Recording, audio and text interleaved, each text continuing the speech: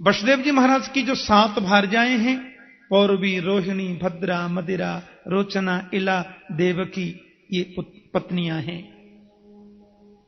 पुत्र नहीं है।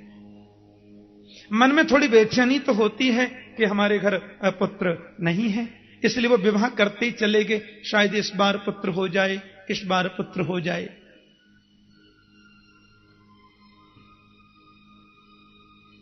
जय श्री कृष्ण। और 7वीं पत्नी देवकी जी के पुत्र हुए। देवकी के प्रथम 6 पुत्रों को दुष्ट कंस ने मार दिया। महारानी देवकी के 7वां जो पुत्र हुआ वो श्री बलराम हैं। इधर रोहिणी माता को जो प्रथम पुत्र हुआ वो भी बलराम हैं। आहा, देवकी माता के यहां 8म संतान के रूप में मेरे गोविंद पधारे, पुत्र के रूप में परमात्मा आए। परीक्षित, मथुरा में प्रभु ने अवतार लिया, गोकुल में पलना झूला। सुनो, फिर वृंदावन जाके बड़ी सुंदर पावन लीलाएं की। मथुरा जाकर दुष्टों का संहार किया, कंस का उद्धार किया, द्वारिका जाके सुमधुर पावन लीला की, और प्राच्योद्धवाय च परम समगात स्वधामा। अंत में उद्धव जी को ज्ञानोपदेश करने के बाद मेरे गोविंद अपने धाम को चले गए। अच्छा, पहले प्यार से बोलो जय श्री कृष्ण। एक मंत्र में पूरी कृष्ण कथा सुना दी और सुखदेव जी मौन हो गए। अब वहां हजारों संत बैठे थे, हजारों तत्वज्ञ मनीषी बैठे थे, कुछ सदगृहस्थ साधक गण भी बैठे थे, योगी जपी तपी सन्यासी भी थे। और 4 दिन से कथा तो बिल्कुल अविश्राम गति से चल रही थी, अबाध गति से चल रही थी। और अब आकर सुखदेव जी ने 1 मिनट में कृष्ण कथा सुनाई और चुप हो गए। अब कथा के बीच में बोलना तो मना है, प्रश्न करने का अधिकार तो केवल परीक्षित को ही मिला था। अब बेचारे संत लोग एक दूसरे को देखें, सुखदेव जी ने कथा कर दी और मौन, चुप हो गए। एक ऋषि ने परीक्षित को इशारा किया, पूछो ना क्या हुआ। राजा परीक्षित ने सुखदेव जी महाराज से प्रार्थना की, गुरु जी हो गई कृष्ण कथा। सुखदेव जी बोले, अभी सुना तो दी। मथुरा में जन्म लिया, गोकुल में ये किया, वृंदावन ये किया, द्वारिका ये किए, फिर मथुरा ये की और चले गए। यानी कि हो गई कृष्ण कथा। बोले सुना तो दी अभी। परीक्षित की आंखों में आंसू आ गए, करुणार्द्र हो गए परीक्षित। बोले गुरुजी आप क्या कहते हैं। वो सूर्य वंश कृष्ण चंद्र वंश आपने सुनाया, मुझे बहुत अच्छा लगा, लेकिन जिस कृष्ण कथा को विस्तार से सुनने के लिए मैंने सारी कथाएं संक्षिप्त सुनी, वो कृष्ण कथा आपने और संक्षिप्त कर दी। मुझे अजीब लगा, अटपटा लगा और अच्छा तो बिल्कुल नहीं लगा। सुनाओ ना महाराज, कि गोविंद के साथ में तो मेरा बहुत संबंध है। पितामहा में समरे मरंजय देवव्रताद्यास्तिरथैस्तिमिंगिलै दुरत्ययम् कौरव सैन्य सागरम् कृत्वा तरन् वत्सपदम् स्मयत्प्लवाः। बड़ी समझने की बात। मेरे बाबा पांडव 5 थे, सेना उनके पास थी 7 अक्षौहिणी। कौरवों की सेना तो एक सागर थी गुरुजी, और कौरवों की 11 अक्षौहिणी सेना रूपी सागर में बड़ी बड़ी तिमिंगिल मछलियां थी। भीष्म पितामह, द्रोणाचार्य, कृपाचार्य, बड़े बड़े दिग्गज अतिरथी वीर। लेकिन मेरे बाबा पांडवों ने श्री कृष्ण के चरण रूपी नौका का जब आश्रय ले लिया, तो कौरवों के सेना रूपी सागर को ऐसे पार कर गए गुरुदेव, जैसे गाय के बछड़े का जो खुर का गड्ढा होता है ना, उसको कोई पार कर ले। वत्स पदम स्मयत् प्लवाः। जो प्रभु मेरे बाबा पांडवों के रक्षक, उनकी कथा संक्षिप्त सुनूं, ये नहीं हो सकता। बाबा की बात छोड़िए, मैं तो अपनी बात कहते हैं कि द्रोण्यस्त्र विप्लुष्टमिदं मदंगम संतान बीजम कुरु पांडवाराम जुगोप कुक्षिम गत आत्मचक्रो मातुश्च मे यह शरणं गताया। कौरव और पांडवों के वंश को आगे चलाने का बीज बचा था मैं, और 9 मास पूर्ण कर रहा था मातृगर्भ में। तो अश्वत्थामा जी ने मुझे गर्भ में ही नष्ट करने का प्रयास किया, ब्रह्मास्त्र चलाया। हमारी मातुश्री रोती रोती गोविंद की शरण में जब आई तो प्रभु ने सूक्ष्म रूप लिया और मातृगर्भ में प्रकट हो गए, मेरी प्राण रक्षा कर दी। अच्छा, यहां परीक्षित बोलते हैं जुगोप कुक्षिम गत आत्मचक्रो, जबकि आपने पहले दिन कथा में सुना था कि भगवान ने परीक्षित को गर्भ में जाकर कैसे बचाया। बोले अपनी गदा घुमाई। प्रभु ने अपनी गदा को परीक्षित के चारों तरफ घुमाया और उनकी प्राण रक्षा कर दी। और यहां परीक्षित सुखदेव जी महाराज से कह रहे हैं कि मुझे मारने को ब्रह्मास्त्र जब चलाया तो गोविंद गर्भ में प्रवेश कर गए और अपने सुदर्शन चक्र से उन्होंने मुझे बचाया। ये तो गड़बड़ हो गया ना। भगवान जब बचाने गए तब सुखदेव जी ऋषि सूत जी बता रहे हैं कि प्रभु ने अपनी गदा से परीक्षित को बचाया। और यहां परीक्षित जो गवाह है, बिल्कुल दृष्टा देखने वाला, वो कह रहा है मुझे भगवान ने सुदर्शन चक्र से बचाया। गत आत्म चक्रो, ये तो तकलीफ हो जाएगी। एक ही बात को दो रूप में कैसे कहें। तो भागवत के टीकाकारों ने बड़ा सुंदर इसका भाव प्रस्तुत किया है। कहते नहीं, भगवान ने अपनी गदा से ही परीक्षित को बचाया था, पर गोविंद ने परीक्षित की रक्षा में अपनी गदा इतनी तीव्र गति से चारों तरफ घुमाई कि नन्हे परीक्षित को वो गदा ही चक्र के रूप में दिखाई दी होगी। बोलो जय श्री कृष्ण। लेकिन वो गदा ही थी, चक्र नहीं था। तो परीक्षित कहते हैं जुगोप कुक्षिम गत आत्म चक्रो, प्रभु ने सुदर्शन चक्र से मुझे बचाया। उनकी कथा में संक्षिप्त कैसे सुन सकता हूं, आप सविस्तार बताएं महाराज। आपने रोहिणी नंदन बलराम जी का नाम बताया और देवकी माता के 7वें पुत्र में भी आपने बलराम का ही नाम लिया। तो प्रभु जी देवक्याम गर्भ संबंध कुतो देहांतरम, बिना एक ही व्यक्ति बिना 2 बार जन्म लिए 2 माताओं का पुत्र कैसे हो सकता है? आप जरा स्पष्ट कर दें, बताओ ना विस्तार से गुरुजी। राजा परीक्षित ने जब ये प्रश्न किया तो भगवान सुखदेव के नेत्रों में अश्रु छलक आए। उनका हृदय गदगद हो गया। मन में सोचने लगे, मैंने श्रोता बहुत देखे पर ऐसा श्रोता नहीं देखा है। हम लोग तो 3 घंटा सवेरे और 3 घंटे शाम को सुनते हैं कथा, तो 3 घंटे में पैर भी कई बार बदल लेते हैं। कई भक्त तो बेचारे जलपान भी कर लेते हैं, कई चाय की चुस्की भी बीच में ही लगाए आते हैं। कई लोग तो सेल फोन पर मार्केटिंग भी कर लेते हैं, शेयर मार्केट का भाव क्या है। 3 ही घंटे में होता सब काम, और भी कोई छोटा बड़ा काम हो तो वो भी। लेकिन परीक्षित 4 दिन से कथा सुन रहे हैं और एक बार भी मैंने इनके चेहरे पर आलस्य नहीं देखा, एक बार भी इसने आसन नहीं बदला, एक बार भी पानी नहीं पिया। और मैंने थोड़ा शॉर्ट में कर दी एक कथा तो कहता विस्तार से कहो। भैया श्रोता बहुत देखे।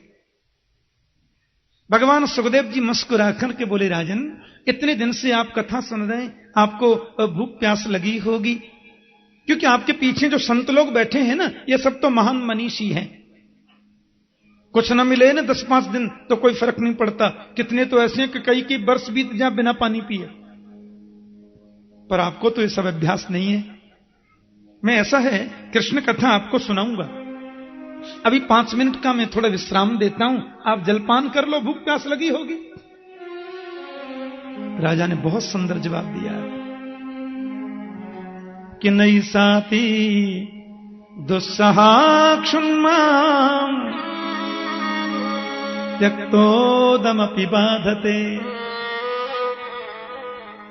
पिबंतम तन्मुखाम्बोज अक्षुतम हरि कथामृतम। सुखदेव जी कहते हैं मुझे परीक्षित ने कहा मुझे भूख नहीं लगती, प्यास नहीं लगती भगवान, क्योंकि पिबंतम तन्मुखाम्बोज अक्षुतम हरि कथामृतम, परमात्मा की परम पावन कथा आप सुना रहे हैं। आपके मुखरूपी चंद्रमा से भगवान की अमृतमयी कथा बरस रही है और मैं कानों के माध्यम से उसको पी रहा हूं। किसी को रसगुल्ला खाने को मिले तो कोई और चीज खाकर मुंह चिपकना क्यों करे? किसी को अमृत पीने को मिले तो कोई गंदा जल क्यों पिए? आप तो मुझे विस्तार से कहें भगवान।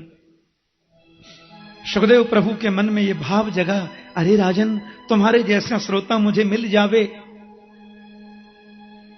तो मैं 7 दिन क्या 7 महीना नॉन स्टॉप सुनाता रहूं। बोलो जय श्री कृष्ण। ये सत्संग में रुचि का होना संत कृपा और भगवंत कृपा दोनों का प्रत्यक्ष रूप है। बिनु सत्संग विवेक न होई, राम कृपा बिन सुलभ न सोई। यहां से पहले जो मैं कथा कर रहा था ना, अभी हिमाचल प्रदेश में, हिमाचल में कथा थी 7 तारीख से 13 तारीख तक। वहां से कुछ लोग सुनने भी आए कथा। तो वहां कथा का समय था 10 बजे से 4 बजे तक, बीच में थोड़ी देर विश्राम होता। पर वहां श्रोता आते थे कथा सुनने सवेरे 7 बजे। मैंने देखा ये श्रोता 7 बजे से श्रोताओं का आगमन शुरू हो जाता कथा के लिए। कथा शुरू होनी है 10 बजे से 4 बजे तक, बीच में आधा पौना घंटे का विश्राम। मैंने पूछा इतना जल्दी क्यों आ जाते हैं? तो बताया महाराज यहां संतों का समागम इस तिथि में होता है प्रतिवर्ष। लोगों को ऐसी आदत पड़ गई है कि जितने भी लोग हैं वो 10 दिन की छुट्टी ले लेते हैं पहले से, और प्रातः 7 बजे से ही आ जाते हैं। इधर थोड़ी सेवा भी करते हैं और इधर ही फिर भंडारा लंगर प्रसाद लेते हैं। शाम को कथा सुन के रात्रि में कीर्तन करते हैं, सवेरे से फिर कथा शुरू। कथा के प्रति रुचि का होना यह गोविंद की कृपा के बिना संभव नहीं है। बिल्कुल सही बात है। राजर्षि परीक्षित ने 7 दिन आसन नहीं बदला था। जलपान करना तो दूसरी बात है, ऐसी उनकी मनस्थिति। सुखदेव जी कहते हैं धर्म की जब हानि होती है, पापाचार अनाचार जब बढ़ने लग जाता है, तब तब धरि प्रभु विविध शरीरा। मेरे गोविंद अनंत रूप लेकर के आते हैं, किसी भी रूप में आ जाते हैं। गाय का रूप लेकर के पृथ्वी देवताओं के साथ में ब्रह्मा के पास गई। ब्रह्मा बोले क्या हुआ? बोले मैं रसातल में जाने वाली हूं, पाप बढ़ रहा है, अत्याचार बढ़ रहा है। ब्रह्मा ने कहा बेटी तुम 2 मिनट रुको, मैं जरा भगवान से बातें तो कर लूं। ब्रह्मा ने आंखें बंद करी और मन की डोर गोविंद के चरणों तक पहुंचाई और 1 मिनट मौन रहकर दूसरे ही मिनट आंखें खोल दी। पृथ्वी बोली क्या हुआ? बोले मेरी बात हो गई, मेरी वार्ता हो गई। क्या कहा प्रभु ने? बोले वसुदेव रहे साक्षात भगवान पुरुष परः। मेरे पुराण पुरुषोत्तम जो परात्पर श्रीमन नारायण हैं वो मथुरा में वसुदेव जी के घर पुत्र बनकर आएंगे, ऐसे मेरे हृदय आकाश में आकाशवाणी हुई है। हाँ, गिरम समाधौ गगने समीरिताम निशम्य बेधा स्त्रिसानुवाचः। और भगवान की जो माया है ना, विष्णु और माया भगवती जजा सम्मोहितम जगत, वो भगवती माया मालूम है, माया भी यशोदा के यहां गोकुल में पुत्री बनकर आएगी। भैया हम लोग भी सावधान हो जाएं। हम सब देवता क्या करें मालूम? कोई भगवान के बेटा बन के चलें, कोई नाती पोते बनकर चलें, कोई भगवान के दरबान बन जाएं। ऐसे प्रभु की सेवा में सबको सहयोगी बनना है। ब्रह्मा ने आदेश कर दिया और चले गए। शत्रुघ्न जी के द्वारा बसाई गई जो मधुपुरी मथुरा है, कालांतर में इस मथुरा में एक बड़े धर्मावलंबी राजा हुए, नाम था उग्रसेन। बहुत धर्मात्मा है, ब्राह्मणों का सत्कार करते, संतों का आदर करते। ये उनकी मनस्थिति। पुत्र नहीं था, मन में थोड़ी चिंता है। मथुरा की बगल में ही गांव है ना, सौरी बटेश्वर की बगल में, वहां का राज्य मिला था मथुरावासी सूरसेन जी को। सौरी गांव है, आज भी है सौरी गांव। वहां के राजा थे सूरसेन। मूलतः तो मथुरा नगरी के ही थे, पर राज्य उनको वहां का मिला था।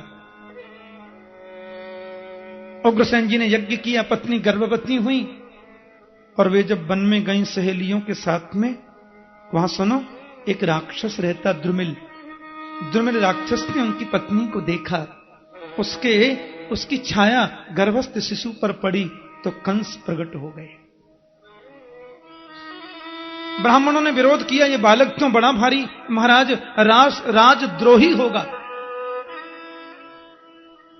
धर्म के विरुद्ध आचरण करेगा।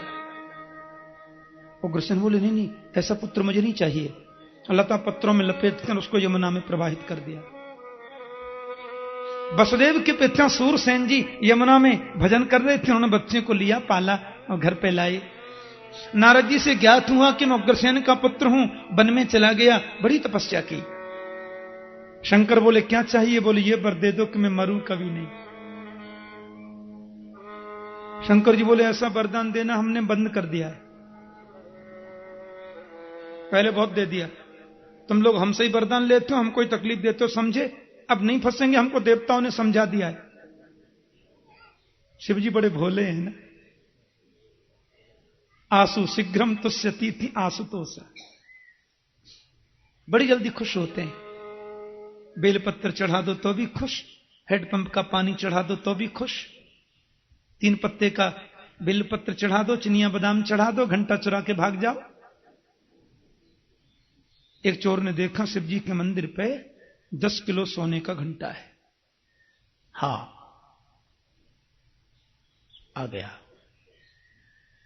बोले, छोटे मोटे कुंडल फुंडल बहुत चुराए, ये सोने की घंटी मिल जाए इतनी छोटी चोरी बंद। ताला वाला तोड़ के मंदिर में घुस गया भीतर, लेकिन वो घंटी ऊंची थी, हाथ पहुंचता नहीं। आपने देखा हो किसी किसी मंदिर में शिवजी महाराज की पिंडी बड़ी ऊंची होती है, कोई शंकर बड़े ऊंचे होते हैं। हां, गुवाहाटी में तो ऐसे शिवजी हैं कि उनको लोग ऐसे करें तो जेट में ही नहीं आते, बड़े मोटे और बड़े ऊंचे हैं। अब चोर ने सोचा इस पर ऊपर चढ़ जाऊं तो घंटी हाथ में आ जाएगी, तो शिवजी के ऊपर चढ़ गए। और शिवजी पर चढ़कर जैसी घंटी उतारने लगा सोने वाली, तो शंकर जी प्रकट हो गए। त्रिशूल लेकर के भगवान शिव प्रकट हो गए। बोले, बास बास बास भगत वरदान मांगो, क्या चाहिए क्या चाहिए? मैं बहुत खुश हूं। चोर घबराए, बाबा मैं कोई भगत नहीं हूं महाराज, मैं तो चोर हूं, ये घंटी चुराने आया था। शंकर जी बोले, फालतू बात नहीं करते, कोई 3 पत्ते का बेलपत्र चढ़ा के ही पूजा मान लेते हैं, कोई 1 लोटा हेडपंप का पानी चढ़ा के ही चलते बनते हैं। तुम कितने ऊंचे भगत, तो पूरा शरीर ही मेरे ऊपर चढ़ा दिया, तू तो मांग ले, हम दे देंगे। बताओ, इतना दयालु दुनिया में कोई है? आज शिव चतुर्दशी है, लगने वाली है। भगवान शंकर परम करुणाशील हैं, और कई बार तो वरदान ये देते हैं भुगतना देवताओं को पड़ता है, ये तो देख के चल दी। देवता कहते हैं, बाबा सोच तो लिया करो। बोल भैया, अपन आगे दे सोचते हैं ना पीछे सोचते हैं। जिसने हमसे कुछ कहा प्रेम से, बस अपन तो देते ही बनते हैं। शंकर जी बोले, अब नहीं करते अपने, ऐसी गलती देवताओं ने समझा दिया। तो बोले, महाराज मेरी प्रतिज्ञा तो बेकार चली जाएगी। नहीं, बेकार क्यों जाएगी? हम बोलते हैं ना, तुम भगवान के हाथों से मरोगे, मनुष्य के हाथ से नहीं मरोगे। बस अब तो अजरमर हो गए ना, लेकिन मुझे मारने वाला भगवान है कि मनुष्य, ये पता कैसे चले? शिव जी बोले, धनुष ले जाओ। इस धनुष को नारायण के अलावा कोई तोड़ नहीं सकता, जो धनुष तोड़ेगा वो तुमको छोड़ नहीं सकता। कंस ने आकर के मथुरा पर चढ़ाई कर दी महाराज। अकासुर, बकासुर, व्योमासुर, अरिष्टासुर, कैसी धैनुकासुर, बड़ी भारी सेना एकत्रित कर ली। पूतना जी भी थी उसमें, आकर के मथुरा पर चढ़ाई कर दी। यज्ञ चल रहा था, यज्ञ विध्वंस कर दिया, ब्राह्मणों का अपमान कर दिया, संतों का अपराध कर दिया। सब दौड़े दौड़े आए। महाराज कंस आ गया। उस ऐसे उग्रसेन ने बुलाया, सुनो तुमने विप्रों का अपराध किया, चलो कोई बात नहीं, तुम आ गए, तुम्हारा ही घर है, आपत्ति नहीं, पर इनसे क्षमा मांगो। कंस ने कहा, इनसे क्षमा मांगो? पिताजी सुनिए। पिताजी बोले, क्या है? बोले, चलिए। जेल में डालकर डबल ताला लगा दिया। चाचा जी बोले, क्या कर रहे हो? बोले, आप भी चलिए। उनको पकड़ के डबल ताला फिर लगा दिया। चाचा जी और पिताजी दोनों जेल में बंद, और जितने उनके अनुयायी थे धर्मात्मा, सबको दूसरे जेल में डाल दिया। अपना सेनापति, अपना महामंत्री, अपना सब कुछ एकाधिकार कर लिया। ढिंडोरा पीट दिया। कोई यज्ञ नहीं, कोई पूजा नहीं, कोई पाठ नहीं, जो कुछ हूं केवल मैं हूं। यज्ञ करना है कंसाय स्वाहा बोलो, अनुष्ठान करना है कंस महायज्ञ करो। बेचारे लोग क्या करें, माला जपते हैं छुप करके। त्राही त्राही मच गई पूरी मथुरा में, पूरे इस प्रदेश में।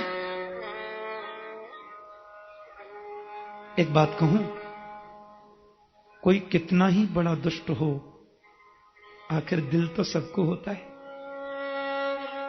ये बड़े बड़े दुरात्मा जीवों के मन में भी कभी कभी करुणा जगती है।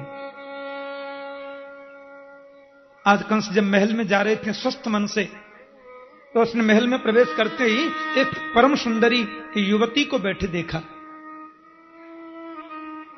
आंखों में आंसू थे। महामंत्री ने पूछा, आप जैसा कठोर दिल, आंसू?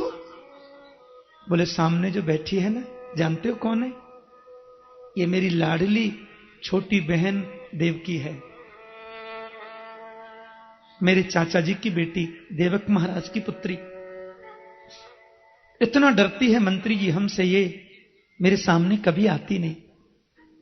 इसको लगता है कि ब्रह्मा ने दुनिया में बुरे लोग जो बनाए, उसमें सबसे ज्यादा बुरा मेरे भैया कंस को बनाया। क्योंकि कहती है मेरे पिताजी और ताऊजी दोनों को कंस ने जेल में डाल दिया। पर महामंत्री, मैं इसको पिता की कमी खलने न दूंगा। बड़ी धूमधाम से बहन का विवाह करूंगा। वसुदेव जी के साथ में देवकी जी का विवाह कर दिया। ये सातवीं पत्नी है। और महारानी देवकी जब उनकी भारजा के रूप में पाणी ग्रहण हो गया, देवक महाराज और उग्रसेन जी भी जेल से पधारे। महाराज देवक ने कितना बड़ा दहेज दिया, भागवत में बड़ा वर्णन है। कितने हाथी, कितने घोड़ा, कितने गाड़ी भर के गहना। कंस ने और मिलाए, क्योंकि मेरा यश बढ़े। वसुदेव देवकी को विदा करने जा रहा है, स्वयं रथ को चला रहा है। एक बात बताऊं, देवताओं का और माताओं का स्वभाव एक जैसा होता है। हमारी बहनें भी मन में किसी बात को छुपा नहीं पाती, तो देवता भी छुपा सकते नहीं। हां, एक जैसी प्रवृत्ति है, इसलिए देवता भी इनको प्रणाम करते हैं।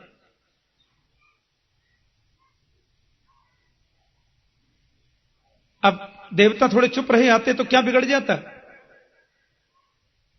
लेकिन बोल गए।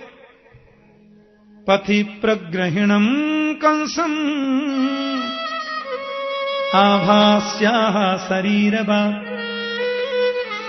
अस्यास्त्वामष्टमो गर्भो हंतायाम बहसे बुध।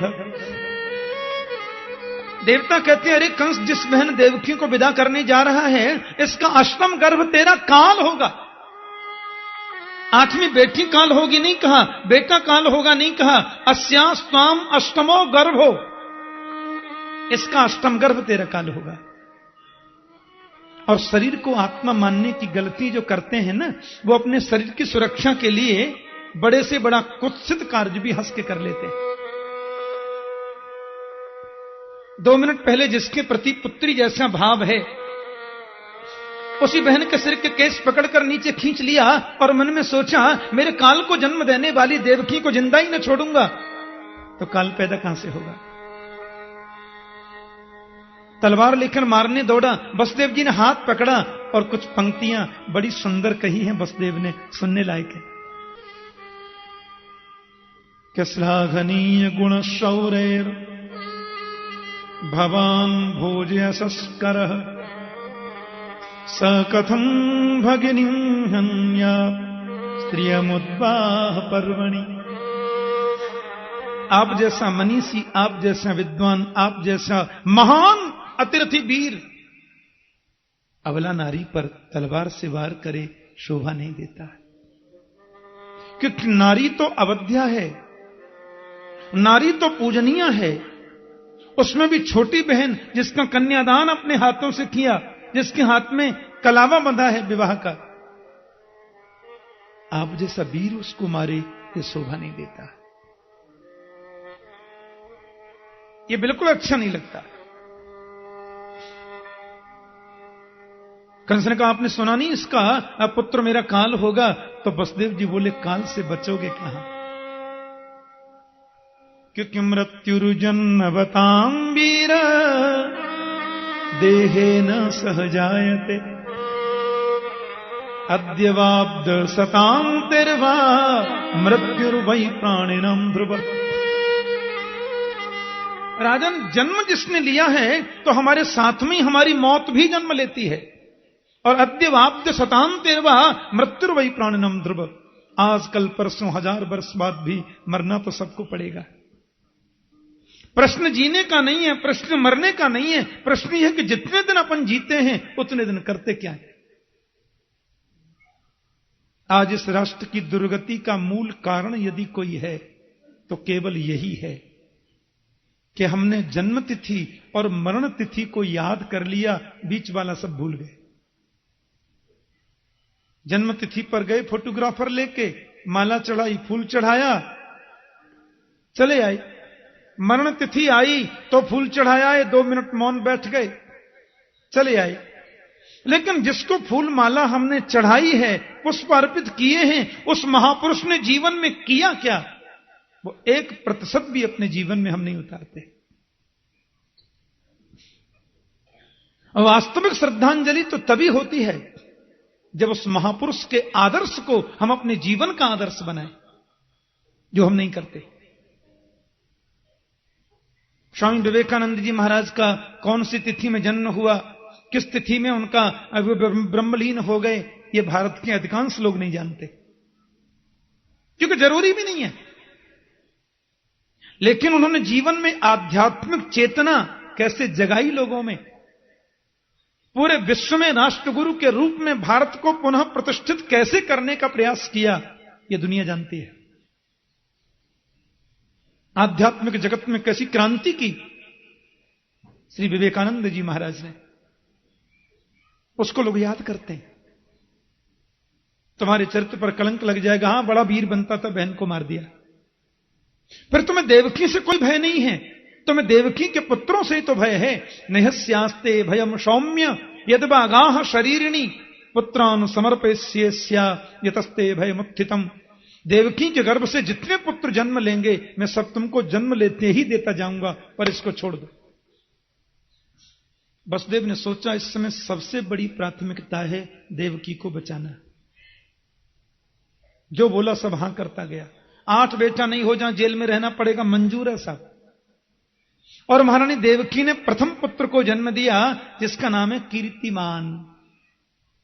कीर्तिमंतम प्रथमजम कंसायानुक दुंदुभि। कंस ने उसको मार दिया। गर्ग संहिता आदि में तो कुछ संकेत मिलता है कि एक बार तो कंस ने छोड़ दिया था, पर नारद जी ने 1 से 8 और 8 से 1 सब एक ही बता दिया तो उसने मार दिया। फिर दूसरा बालक भी मार दिया, तीसरा भी मार दिया, चौथा, पांचवा, छठवां भी मार दिया। अब देवकी माता के गर्भ में 7वां बालक आ रहा है। बोलो जय श्री कृष्ण। वर प्रभु ने योग माया को बुलाया और कहा, देवी, देवकी के गर्भ में जो 7वां बालक है वो मेरे शेष जी हैं।